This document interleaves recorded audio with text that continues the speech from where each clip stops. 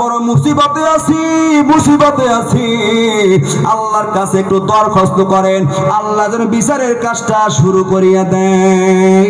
বলা মাত্র আদম আলাইহিস সালাম ওই দিন ডাক দিয়া বলবেন, এরে আসরবাসীরা বড় আশারি আমার দরবারে তোমরা এসেছো। আল্লাহ পাক রব্বুল আলামিন আজকে বড় রাগান্বিত মেজাজে আছে, আমার বড় ভয় লাগে। আমি যখন জান্নাতের মধ্যে ছিলাম আল্লাহ পাক রব্বুল আলামিন ডাক দিয়ে বলেন, আদম রে লা তাকরাবু হাযিহি শাজারা, ওই গাছের ফল খাবি তো দূরের কথা, গাছের ধারে কাছেও যাবি না। শয়তানের প্ররোচনায় পড়িয়াম গাছের ফল খাইয়া ফেললাম। আজকে আল্লাহ যদি ডাক দিয়ে গায়া দো নিষেধ করার পরেও আবার কেন ফল খেয়েছো জবাব দে, আমার কোনো জবাব থাকবে না। আজকে আল্লাহ বড় রাগান্বিত মেজাজ আছে, আমার সাহস নাই তোমাদের জন্য আমি আদম কোনো দরখাস্ত করতে পারবো না। ধাক্কা খাইয়া হাসরবাসীরা দৌড়ায়া নূহ আলাইহিস সালামের দরবারে চলে আসবে। নূহ আলাইহিস সালামকে এরকম বলা হবে, তিনিও ডাক দিয়া বলবেন, আমার একটা কাফের সন্তান কেনানের জন্য আল্লাহর কাছে আমি দরখাস্ত করেছিলাম, এটা ছিল আল্লাহর মর্জির খেলাফ ছিল। আজকে আল্লাহ যদি ডাক দিয়া কেন নিষেধ করার পরেও কাফের সন্তানের জন্য কেন দোয়া করেছিলি, আমার জবাব থাকবে না। না আমার বড় ভয় লাগে, আল্লাহর রাগান্বিত মেজাজে আছেন, চোখকান্দু হয়ে যাও, তোমাদের জন্য আমি পারবো না। ধাক্কা খাইয়া চলে আসবে ইব্রাহিম আলাইহিস সালামের দরবারে, তার তিনিও বলবেন আমার দ্বারা সম্ভব নয়, লম্বা কথা আছে, লম্বা কথার সময় বড় সংক্ষেপ, আমরা চলে আসবো মুসা পয়গম্বরের দরবারে। ডাক দিয়া বলবো, ও পয়গম্বর, তুর পাহাড়ে দাঁড়াইয়া আল্লাহর সঙ্গে কথা বলছেন, আপনার কত সম্মান, আপনার কত মর্যাদা আল্লাহর দরবারে। আজকে আমরা বড় বিপদে পড়ে আছি, আল্লাহর দরবারে একটু দরখাস্ত করো, আল্লাহ যেন বিচারের কাজটা শুরু করে দেয়। মুসা ওই দিন ডাক দিয়ে বলেন, না সম্ভব নয়, আল্লাহ বড় রাগান্বিত মেজাজে আছে, আমার বড় ভয় লাগে। একটা যুবককে আমি চর মেরেছিলাম, মরে যাবে কল্পনা করি নাই, মরে গেল। আজকে আল্লাহ যদি ডাক দেখে, মুসা রে ওই যুবককে হত্যা করেছ, জবাব দে, জবাব থাকবে না। আজকে আমি পারবো না তোমাদের জন্য দরখাস্ত করতে। ধাক্কা খাইয়া চলে আসবে ঈসা আলাইহিস সালামের দরবারে, তিনি বলবেন আমারও সম্ভব নয়। হাসরবাসীর আমার বড় ভয় লাগে, তোমরা তো দৌড়াদৌড়ি করতেছো, আমার কাছে এসেছো, আর তোমার দৌড়াদৌড়ি করা লাগবে না। হয়তো আমার কাছে একটা ঠিকানা আছে, আমি একজনের ঠিকানা বলতে পারি, ঠিকানা অনুযায়ী যদি জায়গা মতো পৌঁছতে পারো, কিয়ামতের ময়দানে তোমাদের আর দৌড়াদৌড়ি লাগবে না। সুবহানাল্লাহ। ঠিকানা আছে আমার কাছে, ঠিকানা বলতে পারি, যদি জায়গা মতো গিয়া পৌঁছতে পারো কাজ হয়ে যাবে। ঠিকানা দিয়ে দিলেন, যাও যাও যাও যাও আখিরি জামানার পয়গম্বর মুহাম্মদুর রাসূলুল্লাহ সাল্লাল্লাহু আলাইহি ওয়াসাল্লামের দরবারে চলে যাও। পুরা হাসরবাসীরা বুক ভরা আশা লইয়া উম্মতে মুহাম্মদুর রাসূলুল্লাহ সাল্লাল্লাহু আলাইহি ওয়াসাল্লাম তার দরবারে আমরা হাজির হয়ে যাব। নবীর দরবারে গিয়ে হাসরবাসীরা ডাক দিয়ে বলবে, পয়গম্বর আজকে কিয়ামতের ময়দান বড় মুসিবতে আছি গো।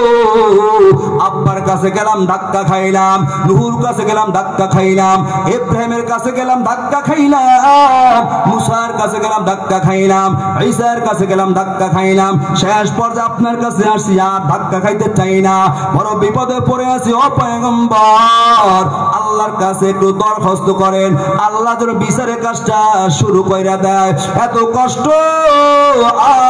আর পারি না।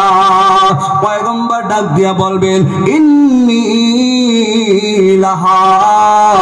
হাসরবাসীরা এটা আদম পারে নাই, নূহ পারে নাই, ইব্রাহিম পারে নাই, মুসা পারে নাই, ঈসা পারে নাই, এর উপযুক্ত একমাত্র আমি পয়গম্বর, ইন্নী লাহা। আল্লাহু আকবার।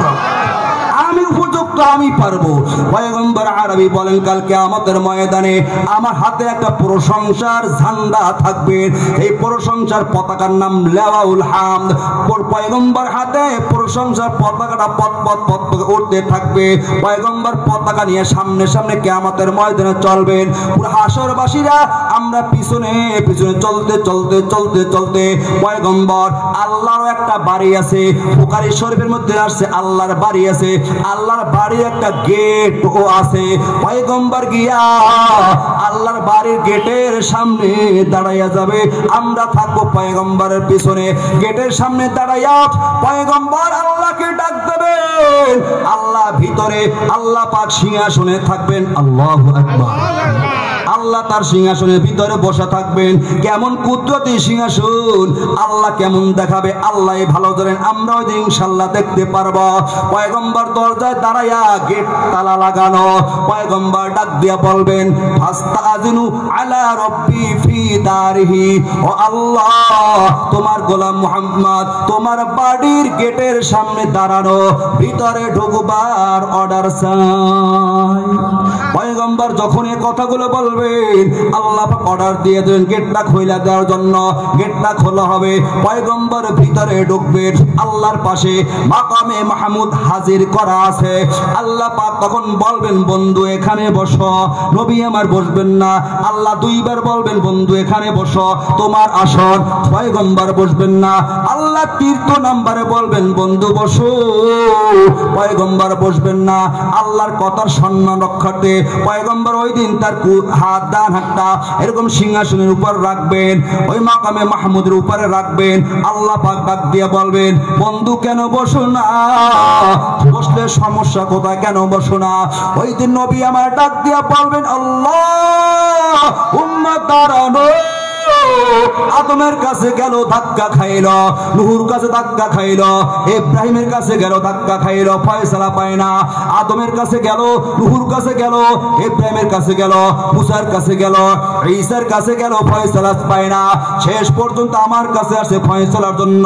ও আল্লাহ, আমি যদি এই সিংহাসনের উপর বসিয়ে যাই, সিংহাসন আমাকে নিয়ে যদি উড়াল দিয়া জান্নাতে চলে যায়, উম্মতের খবর নেবে কে? আমরা যে তার আদরের উম্মত, উম্মতের করলাম কি? আমরা যে তার মহব্বতের উম্মত, কয়দিন কেন্দেছি। এমন এতিম নবী আমার, পিতা মাতা নাই যে তাহার, তারপরেও কত মারা মারলো তাকে দুশ্মনে। নবী বিনে কে তরাবে পুলসিরাত মিজানে, নবী বিনে কে তরাবে পুলসিরাত মিজানে। কতক্ষণ ঠিক কিনা? তার লাগিয়া কান্দ দিবারাতি, পাগল মন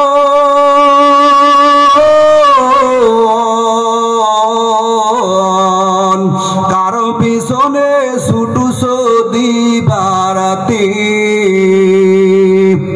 সুন্দর বাড়ি টাকা করে এই দুনিয়ার বাহাদুরি, সুন্দর বাড়ি টাকা করে এই দুনিয়ার বাহাদুরি। থাকবে না তোর জমিদারি, যাবি যখন চলি।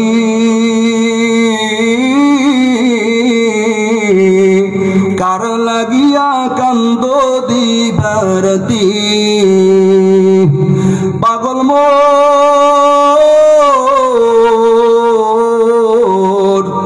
কারো পিছনে ছুটুছো দিবারাতি। আমার আমার বইলা যারে ভাবছো সারাক্ষণ, আসলে যে কেউ নয়, তারা কেউ নয় রে আপন। কতক্ষণ ঠিক কিনা? আপন আপন বইলা যারে, কেউ নয় তোমার আপন, আপন আপন বইলা যারে ভাবছো সারাক্ষণ, আসলে যে কেউ নয় তারা কেউ না রে আপন। তুমি আজ না হয় কাল বুঝবে একদিন, আজ না হয় কাল বুঝবে একদিন, নিবিলে জীবন বাতি কার লাগিয়া কান্দো দিবারাতে।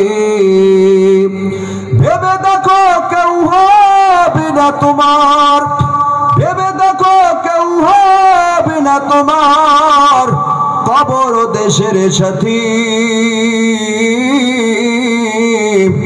কার লাগিয়া কান্দো দিবারাতে। বিপদের সময় যে তোমার পাশে, সে তোমার আমার আপন বন্ধু, কত ঠিক কিনা? ওরে দুনিয়ার দিকে তাকাইলে দেখা যায় নেতার পিছনে কর্মী দৌড়াইয়া দৌড়াইয়া ফজর কাজা করে দেয়, জোহর কাজা করে, এশা কাজা করে, মাগরিব কাজা করে। আরে নেতার পিছনে কর্মী দৌড়াইয়া দৌড়াইয়া জীবনটা বরবাদ কইরা দেয়, নেতার পিছনে সময় ব্যয় কইরা পাগল পাড়া হইয়া দৌড়ায়। স্বার্থে যখন আঘাত লাগা যায় নেতা কর্মী দিক তাকায় না, পাগল পাড়া হয়ে উড়াল দিয়ে আর এক দেশে চইলা যায়, কথা কও ঠিক কিনা? ওরে গোপালগঞ্জের মুসলমান গো, দুনিয়ার দিকে চোখ তুলে তাকাইলে দেখা যায় নেতারা কর্মীর খবর নেয় না, কর্মীর খবর নেয় না। তোমার আমার এক নাম্বার নেতা হইল মুহাম্মাদুর রাসূলুল্লাহ সাল্লাল্লাহু আলাইহি ওয়াসাল্লাম, পয়গম্বর আরবি।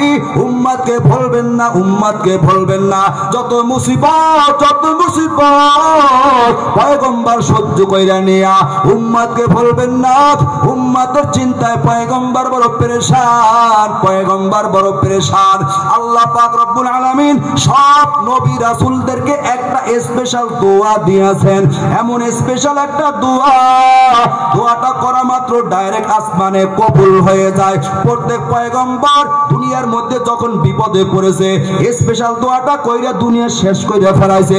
আদম দোয়া কইরা শেষ করছে, নূহ দোয়া কইরা শেষ করছে, ইব্রাহিম দোয়া কইরা শেষ করছে। প্রত্যেক নবী রাসূল দুনিয়ার মধ্যে একটু হোঁচট খেয়েছে, দোয়া কইরা শেষ। কিন্তু একজন পয়গম্বর উম্মতের দরদি মুহাম্মাদুর রাসূলুল্লাহ সাল্লাল্লাহু আলাইহি ওয়াসাল্লাম তায়েফের ময়দানে রক্ত ঝরাইলেন। বেঈমানরা এমন মারা নবীকে মেরেলো, বৃষ্টির মতো পাথর মারলো, রক্ত ঝরে ঝরে জুতা পর্যন্ত পায়ের সঙ্গে আটকায়া গেল। নবী দুর্বল হয়ে জমিনে পড়ে গেল। তায়েফের দুষ্টু যুবকরা নবীকে দাঁড় করায়া নিশানা বানাইয়া আবার পাথর মারে, পাথর মারে। নবী দুর্বল হয়ে পড়ে যায়। একটা পাহাড়ের পাদদেশে পয়গম্বর বসিয়ে গেলেন। পাহাড়ের ফেরেশতা হাজির হয়ে গেল। ও পয়গম্বর অনুমতি দেন, অনুমতি দেন, তুই পাহাড় দিয়ে এমন ভাবে তায়েফবাসীকে পিষে ফেলবো নাম নিশানা ধরার মধ্যে আর থাকবে না। পয়গম্বর ওই দিন বিয়ে বদদোয়া করে নাই। পয়গম্বর ডাক দিয়ে ও ফেরেশতারা, এরা আমাকে চেনে নাই, এরা আমার সম্পর্কে বোঝে না, আমাকে জানে নাই, যার কারণে না বুঝি আমাকে মারলো। ওদেরকে যদি